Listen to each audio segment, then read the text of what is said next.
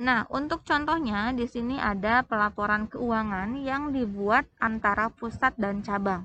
Untuk contoh kasusnya di sini ada PT Ultra sebagai pusat, dia mendirikan cabang di Denpasar tahun 19X1 dan dia pun mentransfer kas dan peralatan sebesar 30 dan 100 juta.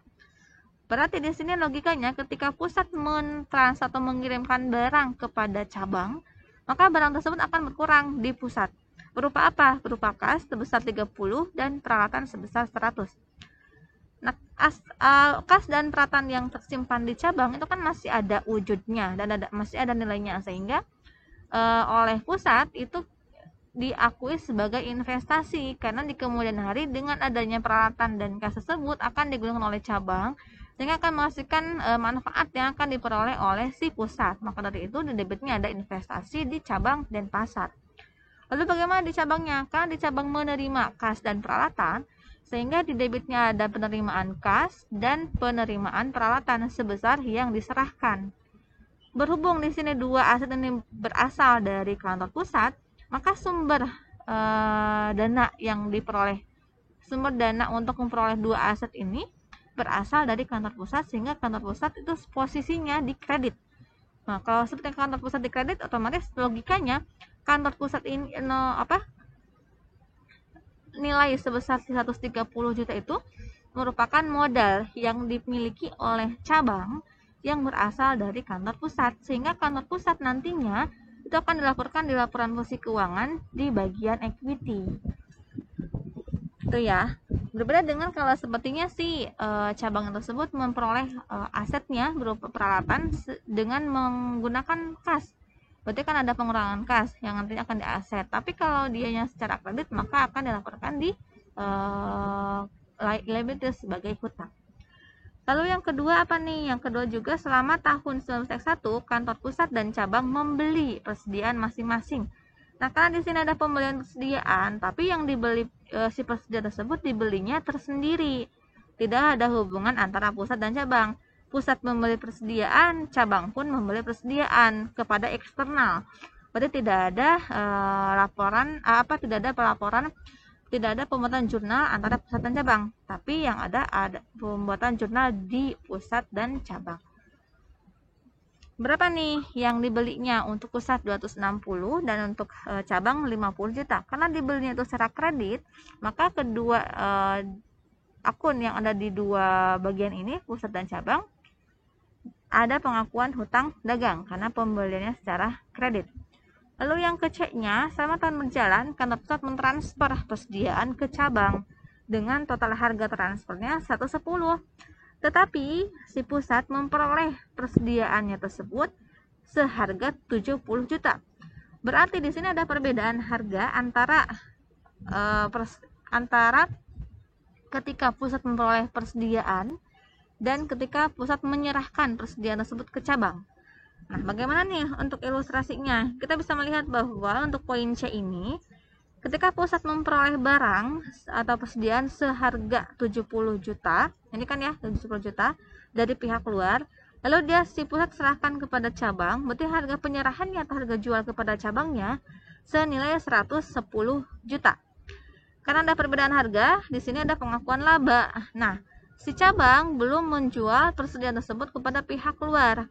Maka dari itu, selisih antara harga tagih dengan harga pokoknya itu akan diakui oleh pusat sebagai laba yang belum terrealisasi.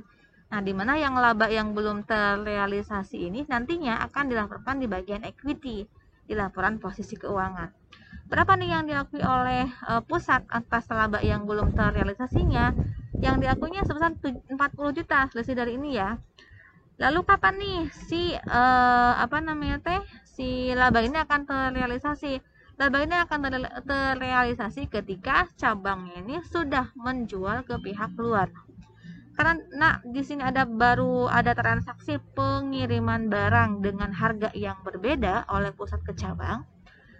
Maka untuk pembuatan jurnalnya di pusat itu untuk harga tagihnya senilai 110 juta, itu kan investasinya ya. Karena pusat menyerahkan persediaan ke cabang. Nah, berapa sih nilai persediaan yang diserahkan kepada cabang oleh pusat? nilainya 70 juta karena nilai perolehan, nilai pada saat si pusat membeli dari pihak dari orang lain 70 juta. Dan ada pengakuan laba yang belum terrealisasi sebesar 40 juta. Tetapi kalau di cabang ini karena dia menerima persediaan dari kantor pusat sebesar harga tagih yang ditagihkan oleh pusat yaitu 110 juta, maka di cabang ada pengakuan persediaan dari kantor pusat 110 dan di kreditnya kantor pusat berasal, berarti menandakan bahwa persediaan ini berasal dari kantor pusat. Lalu yang D, kantor pusat menjual persediaan, berarti ada penjualan di pusat senilai 254 ke pihak eksternal. Berarti di sini pusat menjual keluar dan cabang pun menjual persediaan senilai 128 juta ke pihak luar juga. Berarti di sini masing-masing membuat jurnal tersendiri. Pusat membuat jurnal penjualan dan cabang pun membuat jurnal penjualan. Tapi penjualan ini dilakukan kepada pihak luar, sehingga tidak ada hubungannya antara pusat dan cabang. Nah, bagaimana jurnal penjualan? Untuk penjualan kita mengakui jurnal penjualannya dulu dan mengakui jurnal atas HPP-nya. Kita lihat yang pusat dulu. Nih yang pusat menjual persediaan senilai 254 dengan harga 500 juta. Berarti di sini kita bisa menganalisis bahwa harga jual dari persediaan ini nilainya 500 juta, sedangkan harga pokoknya atau harga pokok persediaannya ini senilai 254. Maka dari itu untuk jurnal umum penjualan yang di pusat berarti kredit ya, karena tidak ada keterangan cash, kita akui secara kredit. Di debitnya ada piutang dagang 500 juta karena kredit. Lalu di kreditnya ada penjualan, ini untuk mengakui transaksi penjualannya, dan ada pengakuan harga pokoknya. Harga pokoknya di debit 254 dan di kreditnya ada persediaan 254. Lalu yang di cabang pun dia melakukan penjualan kepada pihak luar sebesar 200 juta dengan harga pokok dari persediaannya itu 128. Berarti di sini untuk harga jualnya 200 juta dan harga pokoknya 128. Nah, kita lihat nih harga pokoknya 128. Nah, kita lihat nih bahwa ternyata dari total persediaan yang dijual senilai 128 ini ada persediaan yang dijual kepada pihak eksternal ini yang berasal dari kantor pusat. Berarti di sini harus dipisahkan antara persediaan yang berasal dari pusat dan yang berasal dari pihak eksternal.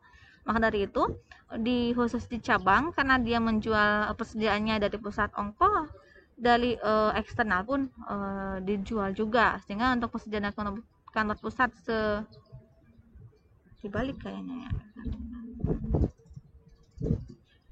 Oh benar, persediaan yang dijual dari yang berasal dari kantor pusatnya sebesar 90 dan dari eksternalnya 38. Itu jurnalnya seperti ini, sehingga untuk total harga pokoknya sebesar 128 juta. Nah, lalu yang poin beresnya. Nah, lalu di tanggal tersebut juga ada piutang yang berhasil ditagih sebesar 480 oleh pusat dan cabang pun berhasil menagih piutang sebesar 158. Maka dari itu di sini ada jurnal penagihan piutang. Jadi kalau piutangnya ditagih, kas kita akan berkurang karena kita menerima pelunasan dari si orang lain, dari konsumen. Di debitnya ada penerimaan kas dan di kreditnya piutang dagangnya itu akan berkurang sebesar masing-masing yang diperoleh oleh pusat dan cabang. Pusat 480 dan cabangnya senilai 158. Seperti itu.